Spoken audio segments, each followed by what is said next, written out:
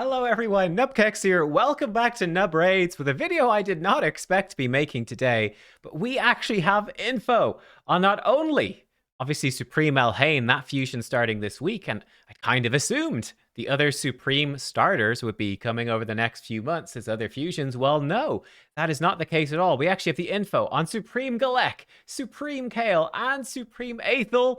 They are all the Supreme starters apparently coming in this patch, which is nuts. They're all Void Legendaries. Let's just dive in. Let's take a look at their kits. Let's break it down one by one and see what we think. We're starting with Supreme Aethol. I'm on this side of the screen. I'm rocking the name, but you know their names, so we can see all the skills. Let's go. What is Supreme Aethol all about? Number one, looks cool. I think it's interesting, at least. I think she's the worst one. We'll see that, but that they're bringing freeze in, which kind of a bit of a Sacred Order theme, which I kind of like, but yeah.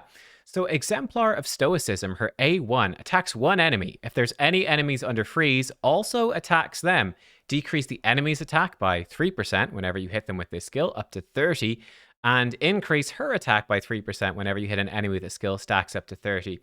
Kind of a weird one, right? This seems to be kind of saying you want her to be in long fights, right? For long fights. So that's interesting. It's an AoE if they are under freeze. Hard to set up and they get damage reduction under freeze, but we'll see. Cold Company, her A2, is a 4-turn books to a 3-turn cooldown. Attacks all enemies. Ignores Strengthen, Ally Protection, Unkillable buffs on enemies under freeze. If they're not frozen, though, it doesn't do that. Then it has a 100% chance of placing a freeze debuff on them. But I think this one is also quite weird. So she does provide an AoE freeze, but these extra effects of ignoring things don't actually work unless they're already frozen. So like you either set her up with enemies already frozen, she ignores these things, which is kind of useful, or she does an AoE freeze. Funky, right? Because you need accuracy to land the freeze. You're going to need to build her with accuracy, or you maybe put her in with something like Gergo the Augur, who does an AoE strip with freeze, and then she could ignore this stuff. Weird so far. Ever Faithful, her A3, 5-turn books to a 4-turn cooldown. Places increase attack, increase crit rate, and a shield buff on this champion for 3 turns, then grants an extra turn.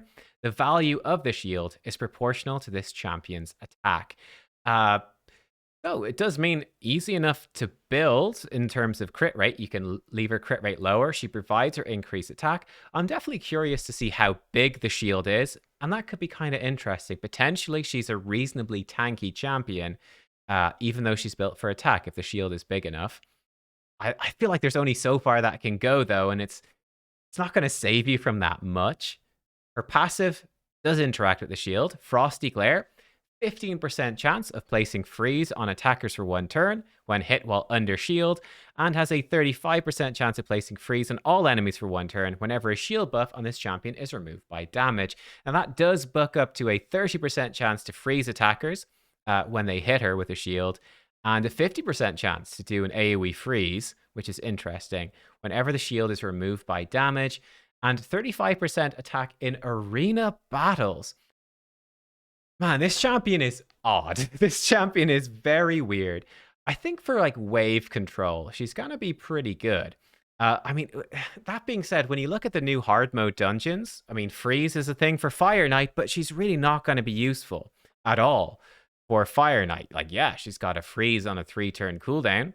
That's okay for Fire Knight, but she's not really bringing anything else. And the whole like freezing them when he hits your shield, his turn meter is going to be empty anyway when he hits you. So there's really no point in all of this. So I think for Fire Knight, she's not doing anything. She only has single hitting attacks as well. She doesn't have a triple hit anymore like normal Aethol has. So Fire Knight hard mode seems like a pretty bad champion.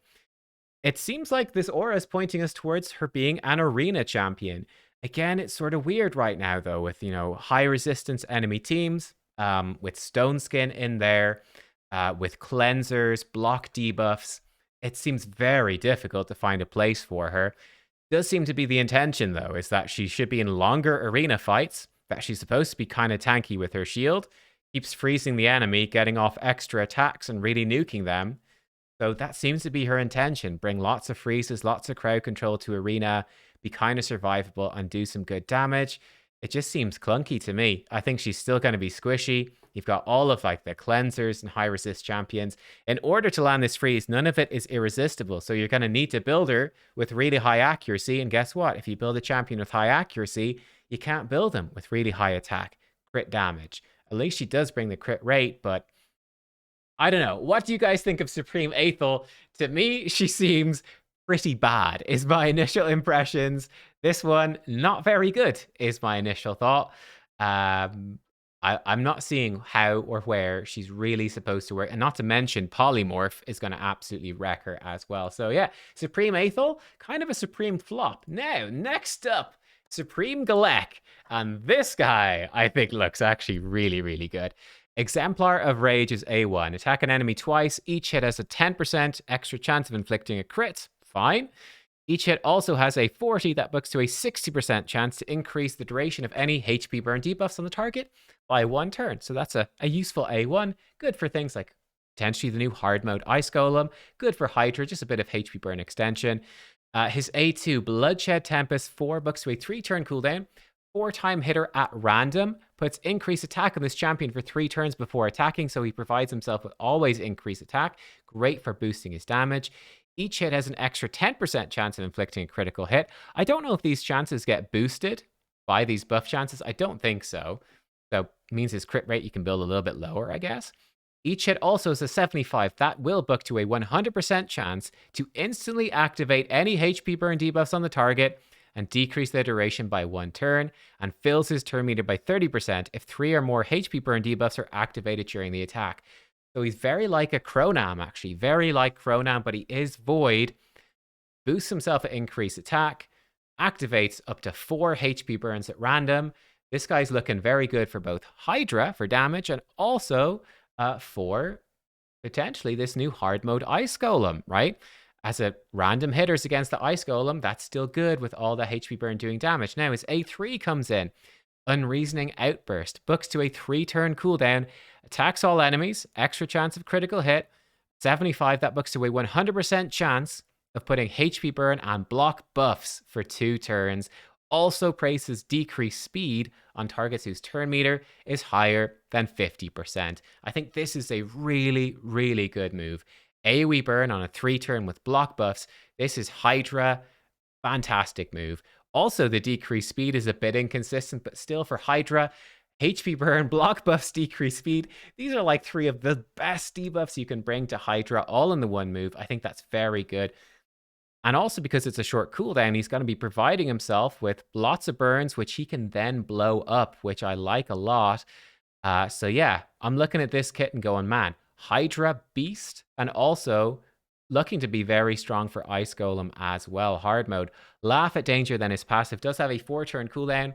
When this champion receives Fear, True Fear, Freeze, Provokes, Sleep, Stun, or Petrification, instantly removes it, fully heals this champion, and grants an extra turn.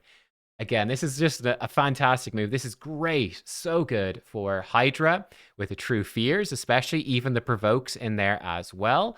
You get lots of these debuffs in Hydra. It's not every time, but every 4 turns, he gets to remove that. And because he gives himself an extra turn, it helps knock a chunk off that cooldown as well, which is great. And just get to more burning, block buffing, more exploding of the burns. Really nice. For Ice Golem as well, Ice Golem hard. When he revives the ads, he's got a chance to freeze. So again, it will fully heal you, which is going to help you stay alive.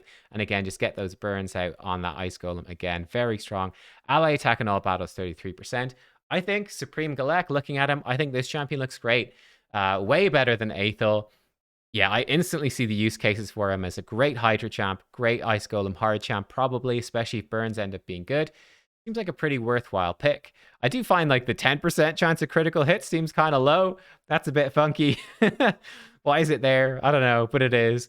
But yeah, seems like this guy could actually be really strong. So I'm excited for him. And then finally, last but certainly not least, is Supreme Kale, who looks quite like Dark Kale and quite like Kale. Well, there you go. I mean, poor old Supreme Galek looks so like Ultimate Galek. It's kind of funny, but let's take a look at Supreme Kale, who's a very interesting champion.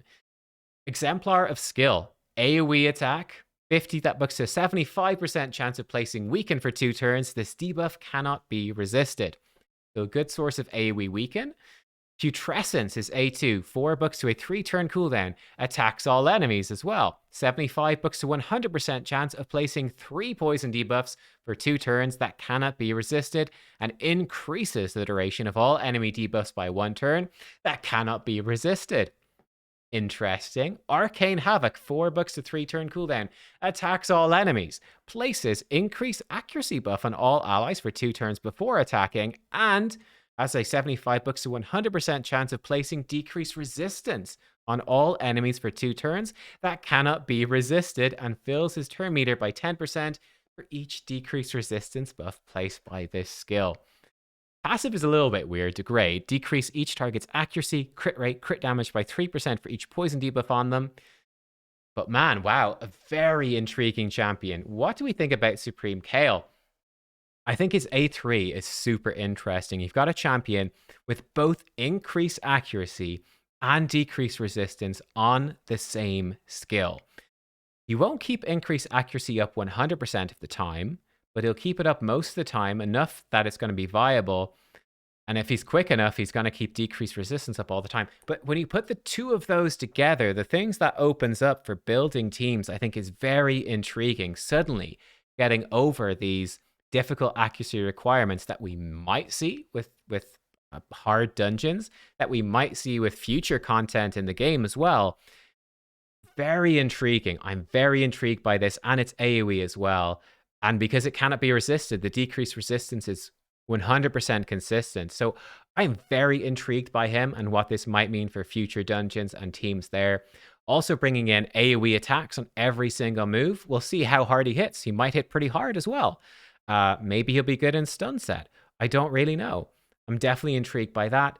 Also bringing in poisons and weaken. I mean, let me know what you think. I don't know where I would use him right now. That's the thing. There's nothing that jumps out to me like with Galek, where I'm like, I see exactly where this champion is supposed to be used. I don't see that yet, I'll be honest, with Supreme Kale, but I'm very intrigued for where he'll go in the future. Like, this passive is kind of weird as well, decreasing the accuracy, crit rate, crit damage for each poison. I guess the interesting thing there is with 5 poisons, PvE enemies won't crit you if you're neutral affinity, right? So let's say a void enemy attacks Supreme Kale, who's void. All the bosses in the game, all the enemies have a 15% chance to crit. So he removes that. With 5 poisons, he removes it. With 10 poisons, 30% reduced crit. I guess even if you're negative affinity, they can't crit you. That's certainly interesting for, again, some potential speed farming stuff. It actually matters with Dark Kale. It's part of why Dark Kale is very good for soloing Ice Golem 25, is that even though he's not positive affinity, because of his passive, he can't be crit by the boss, which is kind of important for not failing your runs. So yeah, Dark Kale, or Supreme Kale, excuse me, a very intriguing champion. But there you go. These are the 3 other Supreme champions. How would you rate them? I definitely feel like Aethol stands out as the worst by far. I think then probably Elhain is 3rd place. I would say Supreme Elhain is just a nuker, which is useful, but nothing too exciting.